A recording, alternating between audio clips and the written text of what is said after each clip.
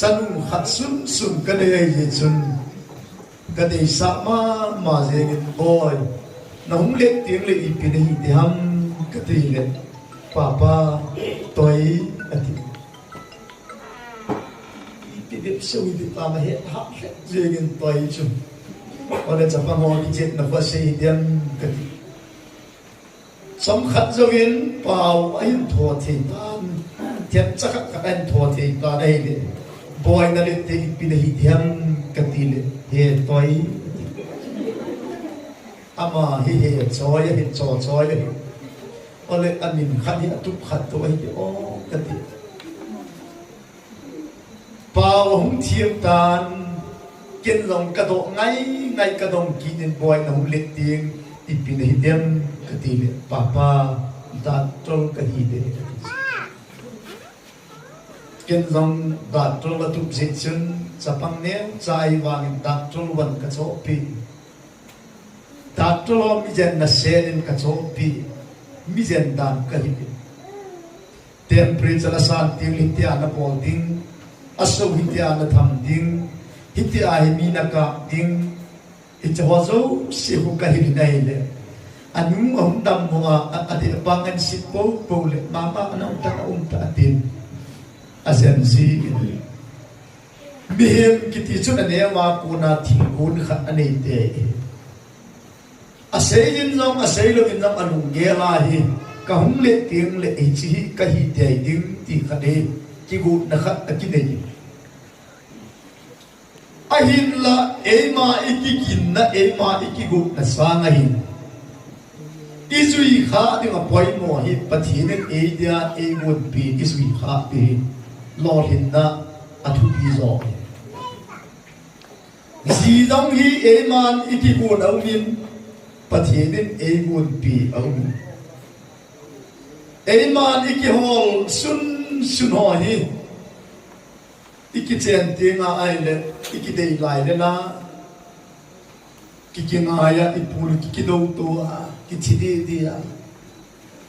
i hum ki chen ta le iki ho na masape ta chi pham te le ka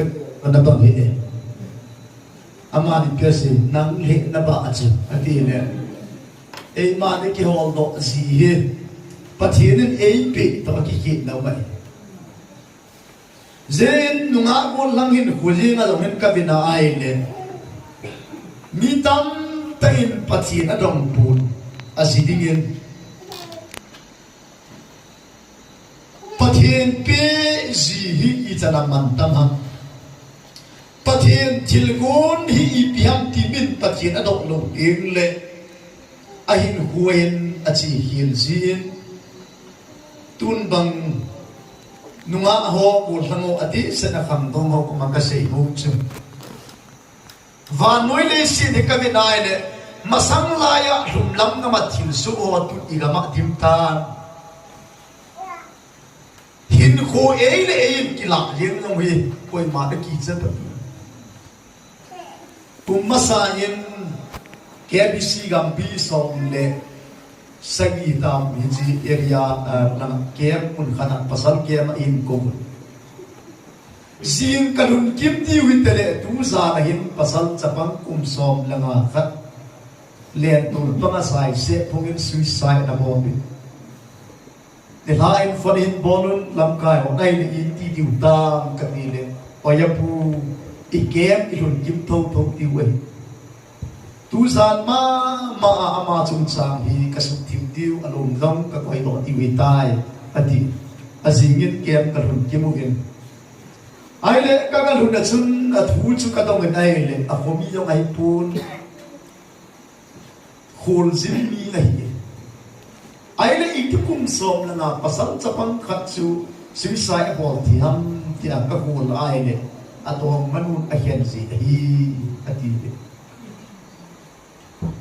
khandon la hin huwa pathian to hin khuman khom lo ko kho ta pien tha ki ti hi wan gam goodness e pul min je su ne te ma ai ha sa ta kha tu lo le ki mai tu pi je a he tu za na hin khandon tam ta in adong ma ken ting le pasal kim khatin zumun azu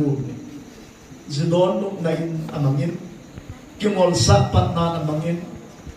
nunga kim khat adong ma ken le andalo ti don le vidawin o in kai le vidawin ping thalo vang chun hin lo nei lo bangin kim khat te di chun suicide ho tu za na hin nalung chima na gel ding chu ha sat na khat poi na khat na gel lo lama na chuma thina hun tiang zong le ke ya ja pathi ne agu ti piam ti apa pathi na do ti poi mo ai ti hin pathi lo binan ka sei lo bi de pathin tham ban men nunga khat kum som le kum ni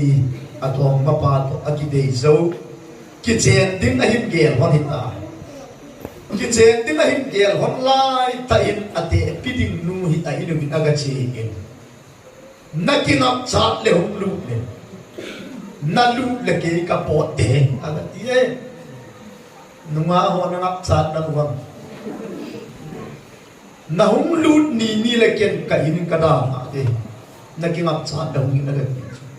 amau dim nu chu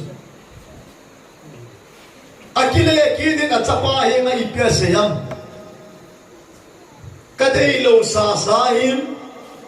nahin puilu le nanu ke nei pala kala dim ken ka in ka zakti nanu na de ole do ma de de so na de de na len pe gurlam kham dong de gen aha sama ma jingin adong manu aki puilu le anu ina da ha ki jingin acham lovin aki hen pi e kum som le kum ni numeri khat pasal khat te ma kita ta hin humangai je chun apul do a sama ma ding hin annelu tuiton lovin sul la da ki lovin pula lovin akap ne hita ba ma pul do wa hin ko man lai tayin ipya seyam anu he na hita se ju he no kathu zo mong kapui evangelist kau kai ko ma nei puita ati anu na hin puji de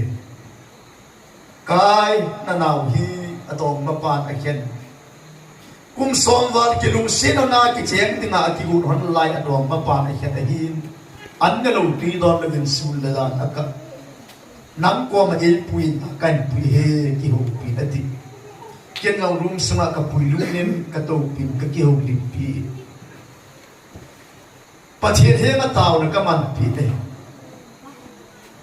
iti taw na ka man pi a paka kanaw nu hi pasal khat ding kita ta in taw min kum som na ni pasal khat sidingin ahin nga itai ki chen ti ka ti hon lai ta in ate piding nu ai ne na ga chin a pathian ding na ka he ta chu ate piding nu ai ne na ga chin akot pi va khu ka ta ne he pa na hung lu le ke ka po te ha ga ti ye chu na dong ma pa ni khen tan hiti hen an na lo ti don le dum pun do win ti o mangin pakai ni na ka taw pi e kum som le ni alung se na ngai lu na si tinga a hen pa hi nangin zong na gun pi na hen pi ai le na hi nga ka taw ka hi ate eting lu lum nangin e yin lang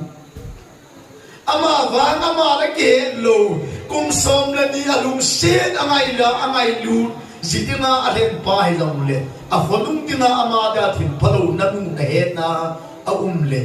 hi chi pasal pa sa nga phalo ne hoi zo khat nangin agam thei lam pe na nen ko mu pi nga yin te tin petison dana pathin ko ma petison ka se pi ta ai le lam tang ten pathian vai and hom ta ahum ki tha alum sin ki non en ahum ki che mon ta re a ki che mon ta ti ka za chun niu su ka ngai no ma jing re na hum lu le ke ka po te ti du chu ta i cha na pha hon trem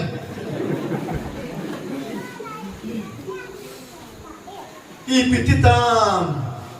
na hum lu ni le ke ka po te ati chu ui le ke anta ba ta so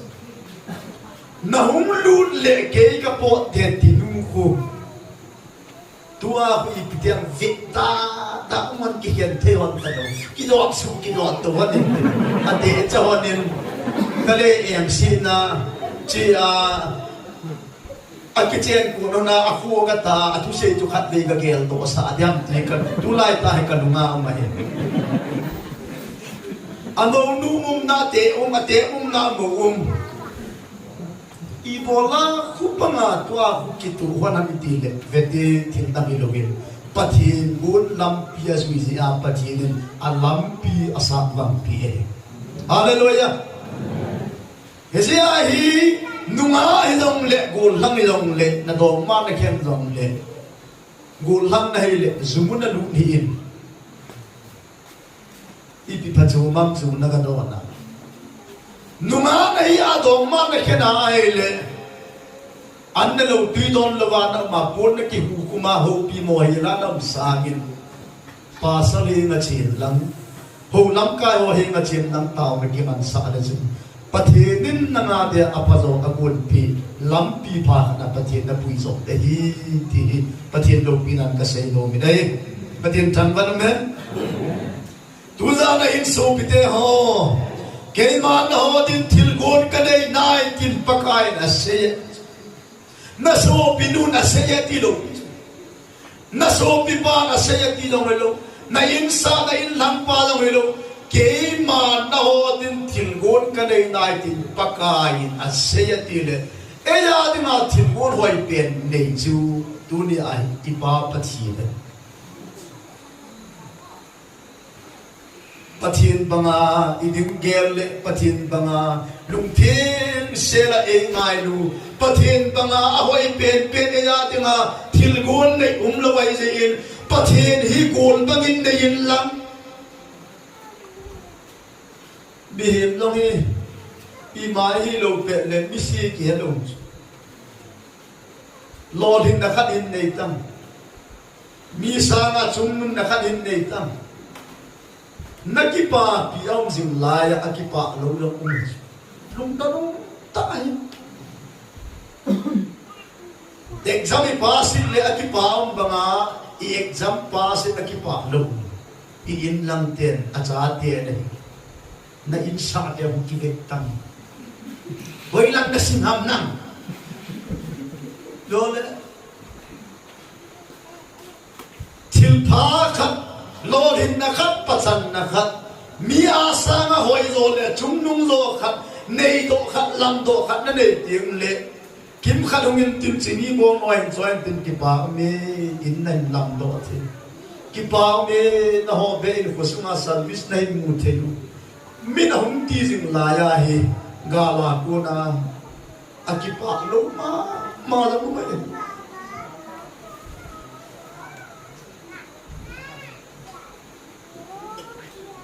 mi he bi eng sit na sum sil na lung thim thiên lung na dim set ki je in mi he ma na ki ngai le ni khat le na ha se de in mi he ma na ki ngai sang in pathin na nga de na awai pen gel phai ki ngai le chen pathin na ki ngai hla se ngai lo pathin thang wan men hallelujah upa kha di pathinin ka he nga thumin na thum hi na in mai pa dabala chang de lakhat thum le ain mai pa lak ni chang de kal khat nei pe til a khat aman kal khat nei dai mai pa kal ni nei de kurol khat thum le ain mai pa kurol ni chang dai ya chu iti ta bai pa thi ri na hiti a he ta su paka ka thum ka in mai pa dabala achan dai la ni nga ka ngai chat pen to ta ai pui o he pa nei wali di chekin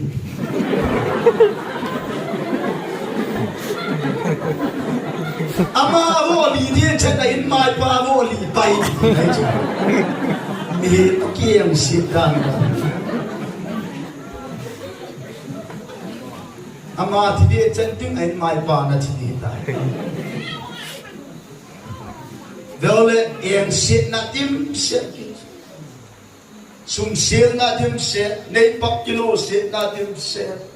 cham ki ngai lu na dim set inamui kavina aile changki ngai du ama le na dai na mi thi dong na ko salo ama wa po le mi gil kil na ko salo ama hau na dai po le mi kidani dong na ko salo ema adim jing ngai tu na ga ma hi jing lai hin ama adim ki gen na wa nanga tinga thil gon hoi ta nei pathian boy len tu ni nai huai pathian tha kang lo wa ama lam pi na zui de li ma de ma thil kho pen ta he ti tu za na hin pathian lo pi na te sei lo ei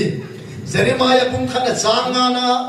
naw bua ka gon do masanga ka gel tu sa napin la masanga nam tin vai pi nga chim naw ja ka len do sa nahi pathian mi na pin la masanga mi ma asil na ale nanu na bua nam la ya pana na nga de wa chin gon nei pathian ai jin tunin pathian na nga de ma hoi pen pen gong pa chu anung hoi ta na zu ya pathian tin gon na zu na le nai huai na lo sam lo de vele nik verses ke ti pai ahum pin la hin khot long lo keng long lo ba hum pin kai khot nei lo keng nei lo khot ki ti mong long pin tha lo keng ki ti mong long pin tha vele so ma hi ai ki ngai sin aza aza thi aloi gol ho khot ave aloi gol ho keng ave athang sema ma nik fesasin kitipai ni pe bo lam alup ting ting le alup na pa ma hin ken chut na kichoin alup na noi ta kwai si nei I bola pathian zan ka ka keng e na pi khat to le kong kha ting le ka ki bu ting in tin keng lo pin keng ko kichoin alup na noi a kwai si nei I pun jing lai lam hin veo ne het thiam lo jian na phu nei na chan chunga na lungoi thei lo long na het thiam lo ji na ki pa thei lo na long hin pathian phanda na sim lo ya na ki pa lo nunga khat vai chwa ki sa o nunga lai ta kyam ko hoi long ki si lo tim pun bel pulin ki pa lo ta bazar la che le anunga chan pi kem nei lo khat aga mu ya oh ke kem ko hoi ka nei lo jin kan man nai laya ka loi nu pi khut apu na din kem ma nei poi tin ahungin pathian ko ma ngai ta ka thu ben ni se pathian thang ban men veole alup peng le a kem ko achalup na noi a kwai sin akinem na chu san ka imul lan ka pathianin oh ge pharawa ke ngai na pi le ka hung kha tem le ka ki pu da tin iza te kwai wangin keng aum de pure ki ngai se ta yin ama lama ki phat timin akigo ngade hita banga ki ngai se ta am lai thain nik vesasit ki tiban ki nek na him anei lo lai ta pathinin gospel lan bung ko nai ta ho ri pi nei gospel lan bung ko na sunga si piu maham nik vesasit pagin apina ko na gumulo ba hum pin mi khat au mi sei jui te ni chimit chapa cha ve amin chot na asi akul lum jesu hinga pakai ho mi hichimit chapa hi anua pa chon sin ji amit cha pi ha ai lo le ama chon sin ji ai dem ho hin ati ge de wang sin na khat tu ting le min asi a hon si de I bola ko the ko ti wang sin du ya ole apu apau khanga ko na ko pathin de lo khata bol to yin ta tin min asi a hol si ham sin ta khani tu tem min asi a boi pin in sunga ve sin ta monang tem la min asi a boi pin pathin na si a boi pin boi na ha sat na si a pathin lo pi ki phut ki pathin target pathin plan ai pathin thang ban men sei yui te na nu pa thien mo amole ama chon sinji hamati line pakai sin ani poi anu pa chon sinji no mai poi ama chon sinji no mai poi hichi pa mit cho a khomulova api he pathin lo pi ki phun na dinga min so ahum pi na ki so hallelujah he chia mu do chun nik vesa singin min so apian pa khomula wa apian he pathin lo pi ki phun na dai le nik vesa sing so hi khon nei lo kem nei lo wa apian he pathin lo pi ki phun na dinga nik vesa sing ke ma lo khot na kem ya hum pi ka din pin thanan ni pakai sukrista huim punan kisan nai le apin tha konin pathina mangin tuni san ge yin amadam crucial ka asuin ate samani asai mai long le bihim asa azam je sukrista ki munat nei tulai tanong pathinin aman sa ka ai hallelujah hitabanga hik bihimin vai chan na hi hen lang dammo na hi hen lang ha san na hian lang gen the na hian lang na dei lo na in suma hum luna na gen pha lo na suma hum lun ting le mo lum newa mo la si na ki ngai si lugin hitabon ha san na ka suma hum lun ta le ke ja di ma pathi ne agun i bi ham ti hi i ge do ma pathi tong ko ma hin khu i man diu hi poi mo ma ai ti hi tu za na pathi lo pi na sei do bai Isaya bung song nga chang yit kagel le nagel o kibang pun kalam la le nalam la o kibang pun kagel le nagel o kibang pun kalam la dan le nawalam la dan kibang pun tin patinin sei le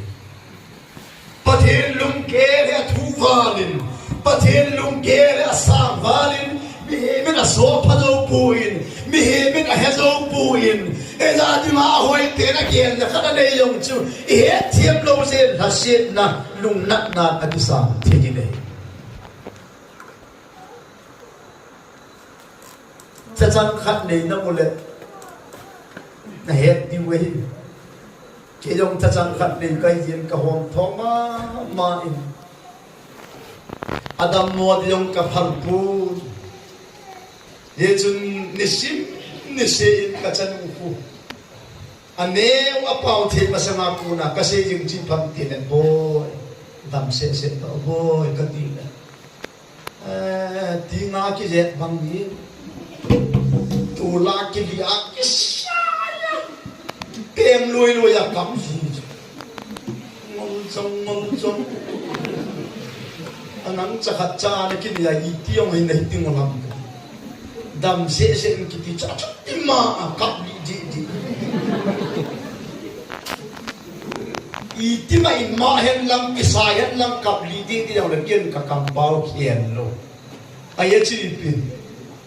dam se o boy ka ti ti aka ti le ai le dam mo li ti o ti de lo i ti ka men kap long le kien ka kam pau kien lo dam se o boy ti thok ayati bola ka chanu chun apan adam dikade chu azada akam idi diameti le ka chanu chun newa na laya apa kam pau hi aso pha lo lai chu ka pau gin wal ka chanu dinga ayati jo pole apau thei ma sama neu lai chun dam se ka ti chu amain ai sai na ka jin ama wang kum thu bong lin kenin boy dam se to boy ka ti tin le ahungin kis e bolin papa thank you apan ka dei sa na hen tin pen tun ki pa ji e ta le patin thang van den pathin lunger sang walin bi he ki mon be ela dinga pathin thil gon anei apa hi na pi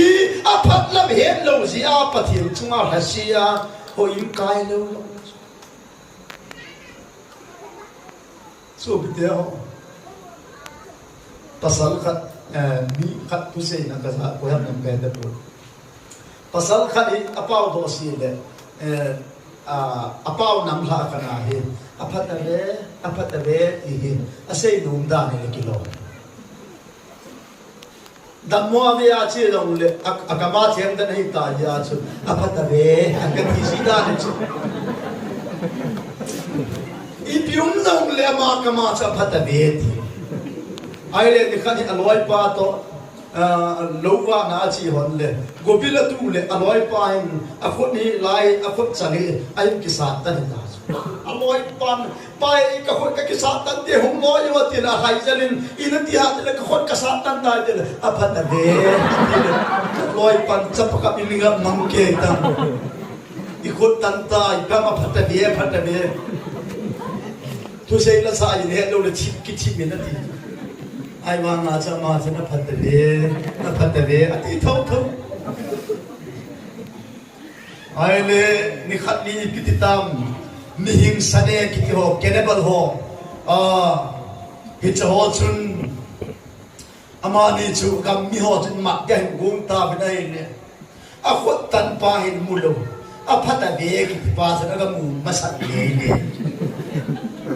Sasial ne ho mi him ne ho mu pena aim ke mo het pena man nong amu pena apata me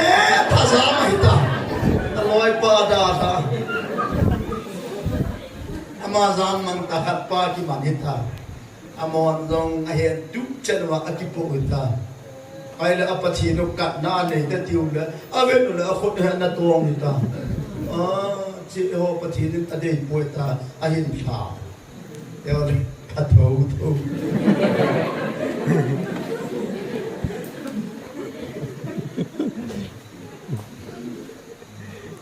hầm xiết na hạ sát na gen thei nei tu lai ko na cha ki pa loi ai wa ngan na chunga hạ sát na lu pai pathin a phal la hi na ne nanga dia a phazo khat pathin thilgun namu lo akilam lo lai khat o la hum kilam ding khat hum a hi ti tu za ngai pathin lo kinan ka sei lo mi ne pathin thang ban men hallelujah zakomin achapa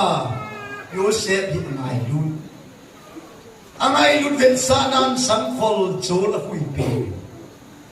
ibola sangkhol chol a hui pe ham me ti le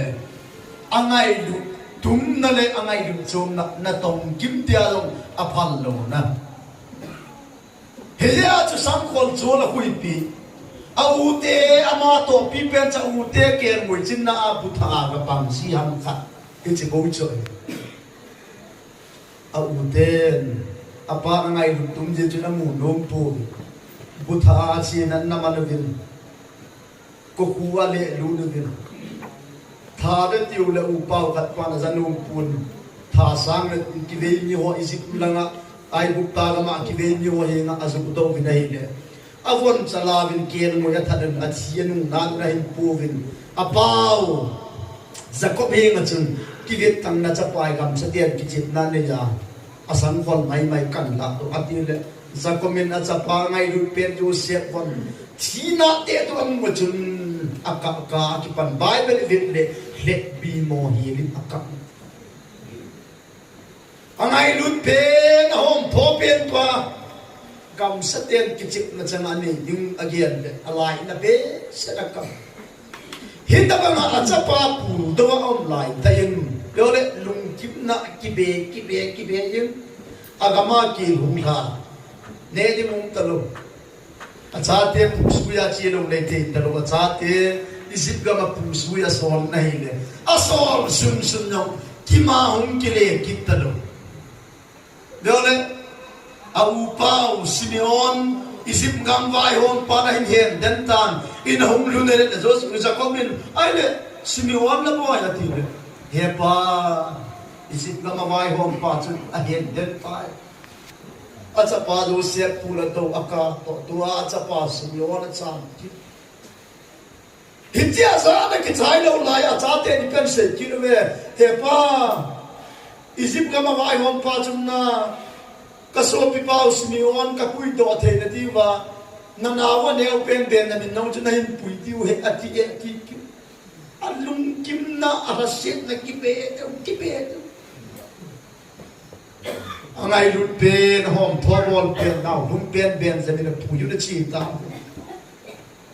veole lung kim le lung khama rasia pul da wai ko man jung lion sot lowin thilgun phazo amit ta mu ji biam apul adowa aka pi ba isip gama vai homa apan amunition veole akim ahasit amusit na dosi kipa nan akilia nei patin thamban men achapa Joseph dong ya hin khoi me na aile nam le ke le Joseph la hong ni ja ngei the ku kite le Joseph dong la tam pi sim do ni ta ko wa kire lu la dong khan na di da ko wa kire lu la kha din akizu do la kha din Potifamin nei pi in John pi dinga azol dong khan ni ja ngei the itu ku tem khat pop langa chi de pop som langa la nam de la tam de da ku kitian la yau da a chi dong de la aman dong de la emele kai dong de la khi dong de la phang hau ke gole Joseph ni vele chun ain koi phun na ta tam ta aso pite chunga lung nak jia phun na ding loi to ko huwa ki le lu ki zo do ki ibola patifalin sunga so la salaum amute lung na no yan lang da te chunga lung nak de ta hindi ke sewa ibol ding su pi ka nei sangin o kana nei lo nak ya ti lo ai mang bai ka wai ta ka sim le zo se phun khalom cái họ lấy thuần lúa đang ngồi giúp đông lấy kịp phun cái sa sát đông lấy kịp phun là để tam ye dùng kim đông rồi rồi sẽ bị hít bằng hạ sát na gen thế đã tap ta tuần xuống của là ông đen kia phát sọt ta ai mà là về là chuyện rồi sẽ bị rồi là Egypt gama ibola ahin khuwa phullo ham tile ko khuwa kile na long phullo akizo do long phullo potifalin sunga suwa ma long phullo songkul sunga ma long phullo aje chi pia Joseph na he khanung chi ba ben Joseph na he chi pia pathi din ama dia athil gut ahe so hallelujah songkul amin katim mi suang min katim kau tiêm có khuấy lệ lu luyện lăng ăn chế bó bằng cái ezo dòng liều các pathin kita ta pathin kamanga em musai ni khat le Allah hin thâu de ti ta san zin Joseph hoi om nong le apathi ala kan pun pathin thil gun a hin pun azgi le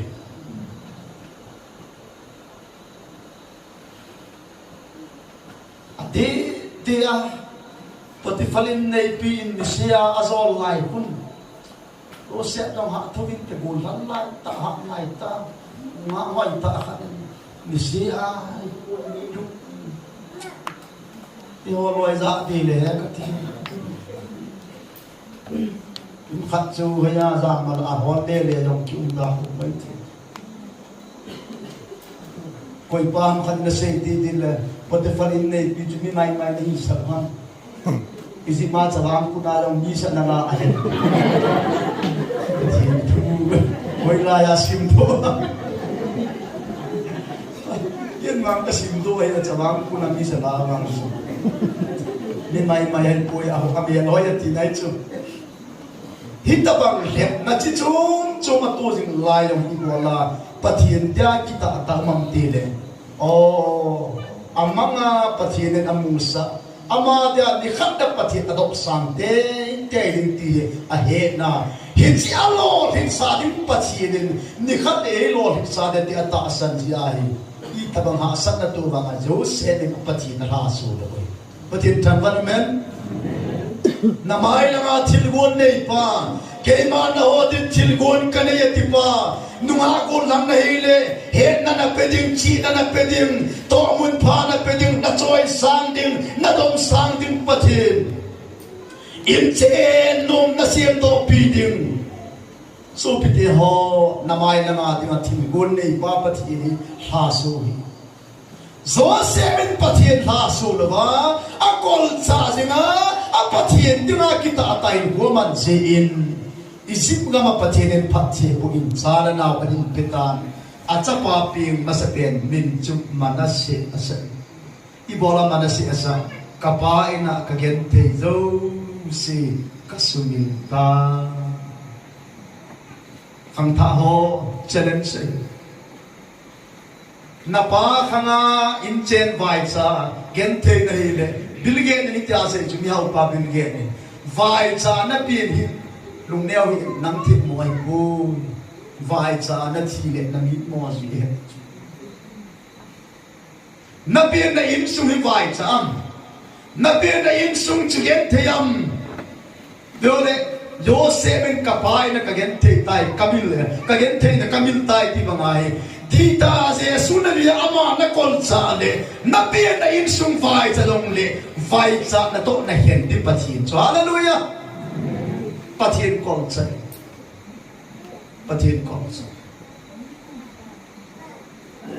na pia na in sung chu su kham te in sung ham sunate in sung ham dole dita in pathin kolsa nang khana pathin pathe na mu ni kim khat khang dong kim khat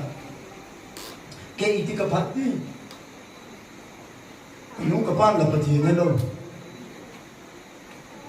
kanung la sumangong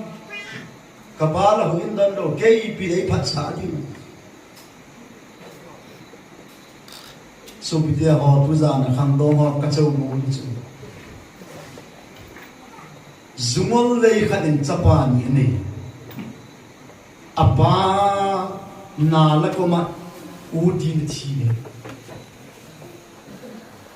acha te ni chumin adet chu apa kham te ya thi hin I dek se hong ti hot dem honungin alin pa hi officially ta hongin aneu pa zumol ve apa pam zumol ve ai le adong nei au pa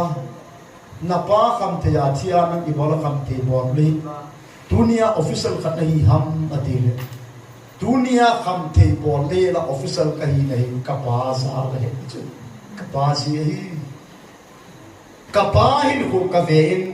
ka newa ko na katuk chu ka pa hi ti long le ke wang ka pa bang ka hi lo hi ti kan tuk to pe ti aneu pa dong I bola nang nei ti ha ti le kapa sum le ana lim khalo ke ti ka phat ya apa cha ka hi ati ti le tunien nanu na pa na thasina in chen vai cha na sa again the na sa hangau la min khwadong na in sum na thasin le ka sei pi nom chi piam pathin na nga dingin thil tha khat na un pin pathin kol cha le chen na pa khang sanga na pu khang sanga nang kham ku hi ham phasa di hi ti pathin lo kinang ka sei no mi de hallelujah achapa ni na pa min chu Ephraim masai Joseph Ephraim ki ti chu pathin ka gen the na gama sala na e ni sa tai ti dai chu ka gen the na gama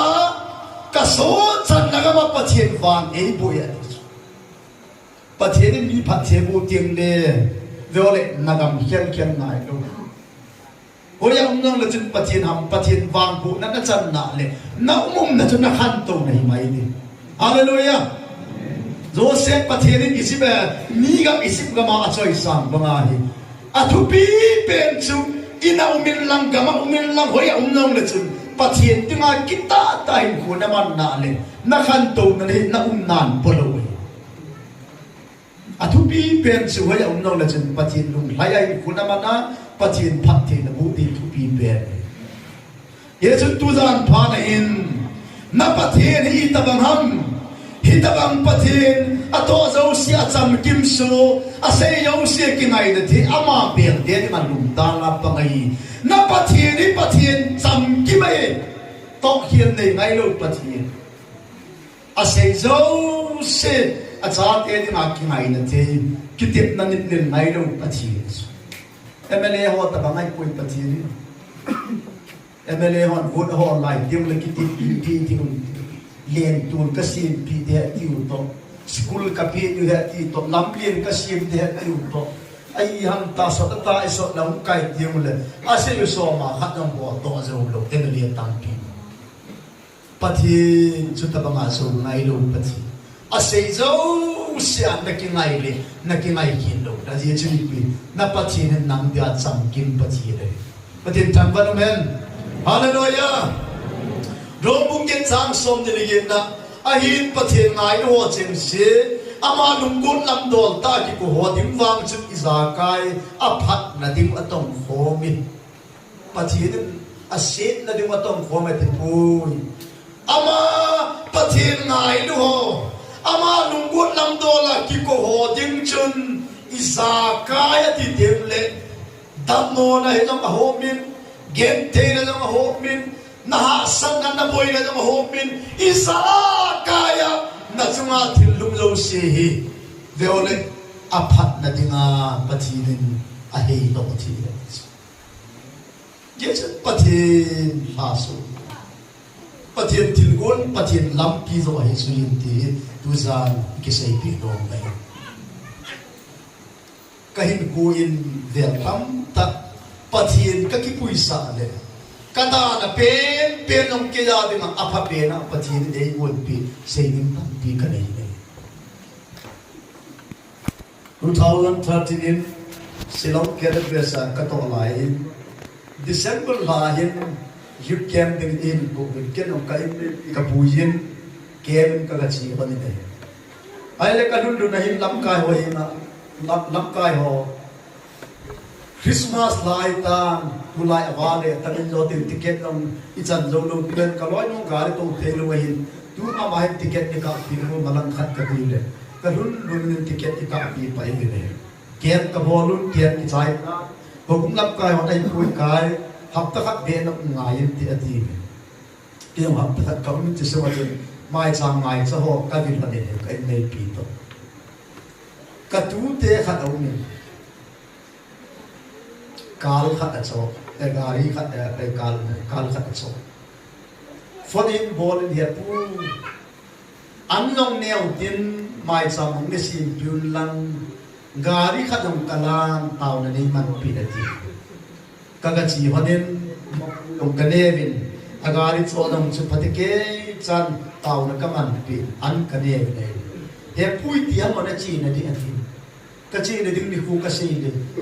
phaji ni chi mi chi kyo dong mani pulang ka hung di wain ba sa yen te ta na chi sam kyo gari anu tai chi du pharu ham ti phaye na pigari to thelo to ki pam dese no gare chun bachi le nu ni ta he kati ai le ticket to cancel the yeng gang tewa ticket to cancel ni ta ai le chi na dim ni khum lung ta ni la punga a he se ma puna ki pat ji angai na ai chi pa mi ti le zam sum si asam ki do te hin e ho ga ni zana ki do nam lo i phat ji hom i phat lo ji wan ki lo zana mi chi nam lo asam sum si zana ki do na ko asuma yo lam ki palai ju ni hak pung na ai selonga ko na ki pat ni ka hi pot lo i ma lo si ka gut tu hanita ai le sun na him ka tu pan fonan bolin hello ka ga ti le ke lum ke la chu pu neki sa chai hon te ole nang ki lo pe hon ngap ti tam hin te ta thanong tai hello ka ga ti le he pu te ho ka ti ikilon te lo i we ti ni la pung ngai ta chu ki pat na di kalung changin ping na ti ni ne au hi lung kho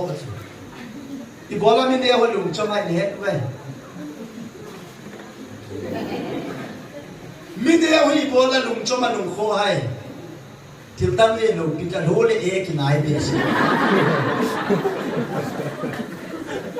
a hole e ki nai ba na mi ne au hi lung chom cho lung tan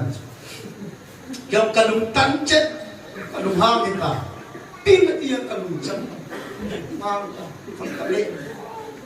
loi nu ye ma với làm lại ta ẩn và môi sinh cụ thể khẩn này ba sa nụ ta chỉ đứng mà lăng kí cả tu sẽ là tua again sẽ là tua chỉ đứng cuốn ta chỉ cái non thay đổi điều này cái mong mong bắt thì nếu ngang cho ta tàu kí thì cần mà ít tàu thì pakai ni khan nia ka tu te phat ti ka bo cha na nung la do in pa ti tong ngam ki phadi a hi lo phat mo ai bo la ai la phat na ki phat mo kalung na mong mong hita lam ka ho ko ma ka se le koi ma cha lung dam lo ti ke ola hai su lai to ka lau ta dim lam ta ni na la ngai nung pi lam kai nun fonen bol hello he ka yan tin hoi ka na chi thi hon te ti ba sa ticket ka ka pin anung pen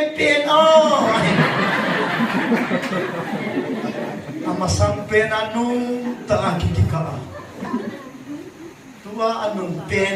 kiti mo lang ngamoy si tu khat lai ai ki ni lung dam te ta no lung na ta pon ka ki puan par dim ka zo na kaung ki pak na ne ka humon le minit nga hello lai hum lo vi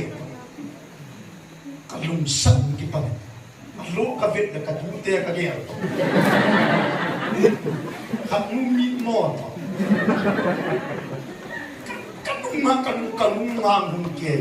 asam sung ka zo na ni asam ko lam pizza num ta aki mo ka lung dam no Nagaland kan pau na lampia ko na humlo pan a humlo se na kalung sat tu pan lung dam te